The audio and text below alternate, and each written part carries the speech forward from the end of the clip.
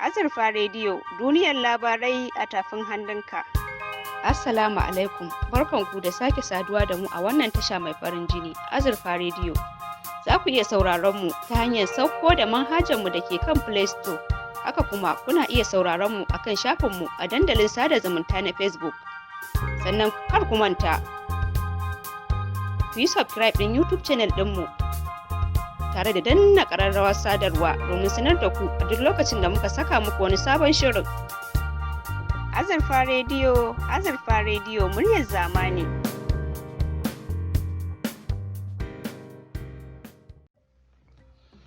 A wani labarin kuma, Bankin Afirka ya bai wa Najeriya rancen dala miliyan 288. Wannan rancen ya biyo bayan irin ƙudure-ƙuduren da Buhari yake ta ƙoƙarin ciwo bashi kala-kala tun daga Bankin Lamuni na Duniya IMF da kuma Bankin Duniya da bankunan da suke cikin gida da Bankin Ƙasashen Afirka, wanda a halin da ake ciki a yau Bankin Ƙasashen Afirka ya amince da baiwa Najeriya bashin dala miliyan 288, inda duk da dai akwai rikici da ake shi shugaban bankin yake ciki na kokarin da Amurka take yi na kokarin ta ga bayansa ta cire shi daga jagorancin shugabancin wato wannan banki na Afirka, inda Amurka take zargin shugaban bankin da matsalar cin hanci da rashawa, amma shugaba Muhammadu Buhari ya tabbatar da cewa baya aikata wannan abubuwan kuma yana goyon bayansa. Wannan dalili ne ya sa cikin gaggawa da Najeriya ta buƙaci a bata bashin, shi kuma nan da nan ya saka hannu, a yau kuma aka ba da izinin sakin waɗannan kuɗaɗe.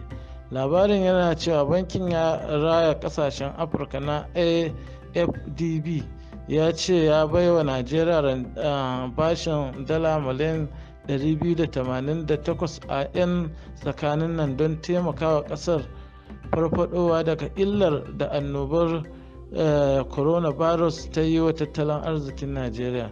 Gabanin ikirarin bankin na AFDB ko a watan jiya ma, ministan tattalin arzikin Najeriya ta bayyana yiwuwar tattalin arzikin kasar ya fuskanci koma baya da kashi 9 sanadiyar annobar cutar coronavirus da ta tilasta kulle muhimman sassan kasuwanci da tattalin arzikin, baya ga farashin ɗanyen man fetur da ya yi faduwa a kasuwar duniya.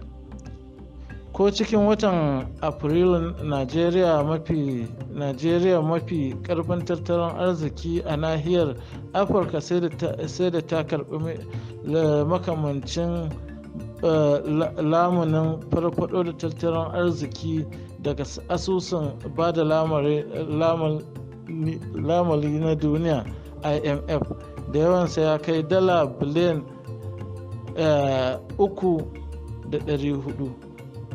Wannan dai muna fata wannan bashin da basussukan da Buhari ya ciyo a tabbatar da an yi aiki da su, an saka su a inda ya kamata, saboda talaka yana cewa shekara da shekaru ana ciyo wa Najeriya bashi, amma shi fa bai gani a ƙasa ba. Basussukan nan sai dai a yi kwana da su, kuma an bar 'ya'ya da jikoki da iyaye su za su zo su biya bashin nan. To ya kamata, wannan kalubale ne ga gwamnatin Buhari, saura dai shekara 3 ya gama mulkin nan.